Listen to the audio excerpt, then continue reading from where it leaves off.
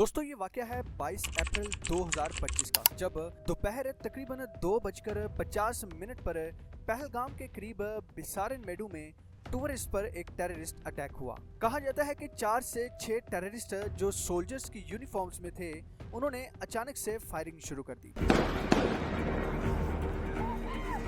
उस हमले में कम से कम 28 लोग मारे गए और 20 से ज्यादा जख्मी हुए। मरने वालों में 24 इंडियन टूरिस्ट थे जो मुख्तलिफ स्टेट से जैसे कर्नाटक, केरला, महाराष्ट्र, हरियाणा और उत्तर प्रदेश से ताल्लुक रखते थे। इसके अलावा कुछ फॉरेनर्स भी शामिल थे। दोस्तों, टेररिस्ट ने मुबैना तौर पर नॉन मुस्लिम लोगों को निशाना बनाया। कुछ आई विटनेस लोगों के मुताबिक टेररिस्ट ने लोगों को मारने से पहले उनके नाम पूछे और फिर उनसे पूछा गया कि क्या तुम हिंदू हो। जो लोग हिंदू या हिंदू मजहब से ताल्लुक रखते थे या जिनकी शनाख्त गैर मुस्लिम के तौर पर हुई, उन्हें गोली मारकर मार दिया गया। दोस्तों, इस बात में किस हद तक सच्चाई है ये तो वक्त आने पर ही पता चलेगा।